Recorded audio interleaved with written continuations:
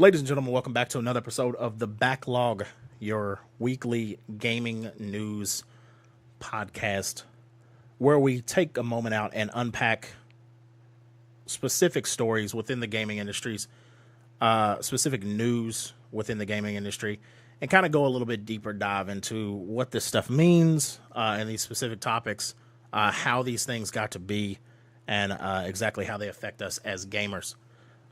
This week, or this day, I should say, this episode, we will be talking about Nintendo. How the hell did we end up here? Nintendo, over the past year, of course, as you know, has released a new console, the Nintendo Switch, and it has come out the gates, pretty much hit the ground running. The first one of the big games that released on it, The Legend of Zelda Breath of the Wild, has been a runaway success. At one point outpacing the sales of the actual console itself, which was very interesting to see. But the big topic here is that I want to discuss, with the sales continue to dominate each and every month, the Nintendo Switch being the highest selling console last month and on track to do the same this month and a month before that, is how did Nintendo manage to turn around what was kind of a laughing, I guess, punchline with the Wii U? Because we had the Wii. The Wii was a runaway success. One, based on marketing. One, off the fact that they created a demand that you couldn't find them when they first came out for literally like a year or more. Yeah. Then, with the software that was on there, like Smash Brothers, Melee, etc. But with that, then you moved into the Wii U. This is where things got sketchy. The Wii U wasn't exactly a success. It wasn't exactly what they wanted. You could tell it was something where they wanted to grasp on to the excitement / kind of popularity of where tablets were in the industry, not even just in gaming, but in the technology industry. That's where you got the controller. But little did they know, nobody wanted to play with that giant freaking controller. So that's where the problems kind of took off. And then general complete lack of software support from third parties especially, and then kind of a light trickling out, basically like an IV drip of first party support as far as games went, just ended up being a pretty big failure as far as the Wii U went. But then we came to the Nintendo Switch. Now, from the jump, it seemed crazy, which usually with a Nintendo console, that's kind of what you get. Each and every iteration, each and every time they announce a console, there's something about it that's a little bit different. They kind of try to switch it up every time. Oh, I see what you did there. And that wasn't even intentional, I promise. But there's always something different. The GameCube was a very box design. It had a handle. It had the small micro CDs in it. The Wii had motion controls that they really wanted that to be a main part of it, and it really was. And it was one of the biggest selling points because they packed in a game that was so family friendly and so easily accessible that it made those damn things fly off the shelf. And one of the reasons why it sold insanely. I still go into houses nowadays and people that are still either have a older, Wii. they still have a Wii as part of their centerpiece. Yeah, they still use it for, not even if they don't play Wii bowling or anything like that anymore, or Wii baseball or whatever, they still use it as maybe even nothing more than a Netflix player or like Brent said, a DVD player. So it's very interesting moving into the Nintendo Switch. The promise was you could have console quality gaming on the go, and damn it if they didn't deliver. So where we are now is the Nintendo Switch has been selling excellent. They're finally getting to a point where they're readily available when you walk into a store. That was an initial issue, but kind of something you generally expect with a new console. There usually is a little bit of a shortage. And I think they, maybe even rightfully so, misjudged the potential and popularity of how much when people started getting these things in their hands and started seeing their friends and family walking around or setting up a game and playing a console quality game, whether it was Super Mario, whether it was Mario Kart or ARMS or now like NBA 2K, on a damn picnic table in a park like those goofy commercials made it seem like you'd be able to do, and now actually doing it, it has pretty much translated into success. And I think that's kind of where all of us wanted it to be anyway. I don't think there's really anybody that wants Nintendo to fail. And it's been very interesting to watch them turn it around. But from somebody who doesn't have a Switch yet, Brent, what do you think about the whole situation? Of where they are. Yeah, where they are now, how successful it's been, the fact that it is clearly a big, big step forward and step away from what the Wii U was. I was actually surprised. Because with so I didn't have a GameCube, right? But I knew that was like the system of Nintendo, man. Right? Yep. The Wii that was lightning in a bottle, right? It was like the perfect storm that everything just worked out perfectly. Like, absolutely, no one knew motion controls was going to be the thing, because we already did have like the IR beam, you know what I'm saying? Like, where it was like motion capture, it was like looking at your body, stuff like that, in different forms with like PlayStation VR, PlayStation Eye, and then you had the Connect, things like that. But this was like the first time that everything clicked, and it seemed to work perfectly like each time you tried, right? So that was lightning in a bottle. Plus they had the like, you couldn't get them. So it was like the mystique of it. Like, I want one of these, but every time I try to go, they're off the shelves, like right now. So what damaged the Wii U was they try to create that same vibe, that same lightning in a bottle, but no one really wanted the Wii U as much, right? Right. It wasn't as great. It wasn't as great as the Wii. It was like, I already love the Wii. Why do I need a Wii U? Right. Right. Absolutely. And they kind of try to force that demand, but it backfired. That was like their first time it backfired. Now with the Switch, it gravitates, it gets my attention because it's literally a piece of every great thing that they did in one package. And the only reason I can say I haven't got a Switch yet is because I haven't got to physically play it. Right. I've seen it. I know people with it. And everybody I know who has it loves it. Like I think the Switch is going to be that centerpiece, or what somebody brings in their backpack on every trip. Right. You know what I'm saying? Like, it's the perfect thing, and it's portable, like their biggest seller, the handhelds, the DSs. So it's like portable too. So I was surprised, not because they made it like more family friendly. Nintendo's always been family friendly, right? But I was surprised that perfect storm happened again. It was like enough time had passed to where everybody was like, I want to see them do good again. Yeah. But I don't want just a gimmick. Like, I don't want just a tablet, a gimmick that you're trying to sell me and tell me, oh, it's going to change the world. Right. Absolutely. No. Like, give me something that I've never thought I needed or wanted. Right. Absolutely. And here's the interesting thing that a lot of people don't know. Each and every Nintendo console after the Super Nintendo has sold less every time.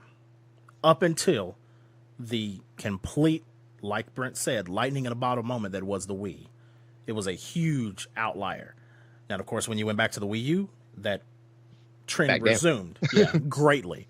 And like you said, I think it's a good point, is what they did, because in the Wii U, I think you see the least innovation between the last console, because they wanted to make that happen again so badly, but didn't realize, I should say, that you can't force people who either, one, were perfectly fine with their Wiis, but also the crazy sales that you got on the Wii were due to a lot of people who weren't really hardcore gamers. They had their Wii and they were perfectly fine with that being the only Wii they ever needed. So trying to give them another Wii and tell them that it's better, they're like, no, I'm fine. I've got my Wii. I don't need the Wii U. I don't need the tablet. I have a tablet now in my home. I have now a touchscreen phone that works fine. So they tried to catch on to something that just slipped between their fingers because the rest of the market with technology shifted. And you had tablets and phones and touchscreen, everything that completely was 10 times more powerful than that damn Wii U tablet. Now, the other thing I think that happened that's really cool is Nintendo's kind of kept up with their main fan base. And with the Switch, you kind of got to this point where I'm at an age now, I'm almost 30 years old. For my job, I travel a lot. For a lot of people's job, they travel a lot. For a lot of people now, they have kids, they have family events to go to, they travel with their family a lot. So given this same group of people that grew up playing your consoles, the new Nintendo console is now something that you can go anywhere with. Made a huge difference, and I think it perfectly played into the fact of this is a console, and it sounds kind of goofy saying it this way, but this is a console for the gaming generation that grew up on Nintendo, and this is the console that has aged with them as far as keeping up with not getting in way of the convenience that they need within their life. A lot of people nowadays are in an age because they have kids, because they travel a lot, because they have jobs that demand their time. They don't really have the time to sit down in front of the television for hours at a time and play a game. But if they're on the road, if they're at work, if they're on their lunch, whatever, if they can grab a console, pull it out of their backpack, and play a game of Mario Kart with a friend of theirs on their lunch, or play a game of Mario Kart with their spouse on a plane, or play ARMS with their kid on the plane or at grandma's house across the country, it works perfectly. And I think it perfectly hit at the right time where this is what Nintendo's fan base, the people like us that have never wanted to see Nintendo fail because we've been there since the fucking Nintendo. And it's been a part of our lives and one of the reasons we are gamers in general. Getting to that point now, at this point where it's like, oh, to all of our fans, here's something that fits into your lifestyle. We're not asking you to stop and enjoy our console on our time. We will make a console that you can enjoy on your time. And it works perfectly. And I think that's going to be the thing that continues to drive it forward. They've already been showing third-party support stuff coming through with like LA Noire and Doom's fucking coming out for it. Wolfenstein 2's coming out. So they're not just sticking with the family-friendly kiddie stuff. But I think that's one of the reasons we are where we are. You just hit the next biggest nail on the head. Was this is the, I'm not gonna say the first time, but this is like one of the first time I've seen Nintendo finally branch out. They're starting to work with others. They're starting to finally like, well, let's make crossplay with Xbox or PlayStation, or let's use other games and let them come on. There's going to be a Skyrim. There's a Skyrim. On the Switch. Like this is the first time that it's not just exclusive Nintendo. Like you can finally get other stuff and play it with Nintendo. And I think that's going to push them forward tremendously going forward, because they have that third party support. Like now, not only can you play Mario, but you can switch out and become a your wood elf right in Skyrim. You know what I'm saying? Yeah. You can be you can do that, or switch to an NBA game. You know what I'm saying? Was it 2K? You can switch to 2K or Madden in with your Switch. On the fly. And that's like a beautiful mix of both Nintendo learning from its past and finally branching out and exploring other options. And lastly, I believe that's always what they've wanted, but the problem is they've put their developer partnerships in a position where it's made it more difficult on the developer itself to port games over or make games for, because the Wii U was drastically underpowered to the current situation as far as in the gaming industry. So that made it very difficult. This system is at a power level where it works perfectly, where they can port stuff over to it And it's apparently, from what I've heard from developers, as far from interviews and everything, it's very simple to do, and Nintendo's completely on board with doing it. There's a few things they have to fix with infrastructure, as always, because they've been playing catch up with like the online stuff and everything like that for years. But they've made a stride forward from where they used to be. But I think it's in a position still where even it fits so well within their fan base's lifestyle that it will work and continue to grow and hopefully flourish and be their most successful console they've had to date. We will see. And time will tell. Yeah, time will tell. Guys, as always, we appreciate you guys checking out each and everything we do on the Oaf Discussions page. This has been The Backlog. The Backlog. For dramatic pause. The Backlog is going to be a weekly podcast. Sometimes we'll do video form. It just depends on what the actual subject matter is. But what we will do is we will unpack gaming industry news stories and kind of break them down and go a little bit more in depth with what they mean for you, what they mean for the gamer, and what they mean for the industry as a whole.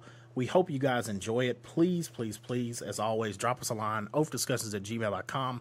The website is oafdiscussions.com. That's where you can find all of our new podcasts, all of our podcasts each and every week. I am at KandKidSwift. Brent is at LLCoolB22. Webb is at Webb_859. Shayna is at ShaynaMB. And, of course, you can follow at Oaf Discussions on Instagram and on Twitter. Join the Facebook group. It's facebook.com/group/Oaf Discussions. You can drop us a line, drop us topics on all of those different social media sites. Just if you want to drop us something on oafdiscussions@gmail.com, just put it in the subject header what show you want it to go to, whether it's the backlog or whether it's just Oaf Discussions in general. We'll look at those topics, and we can, of course, always use your feedback, and we appreciate each and every one of you guys listening and checking us out each and every week. For Brent, I'm Gary. We appreciate you guys. Thank you so much. We will see you guys next time. Peace. Till next time.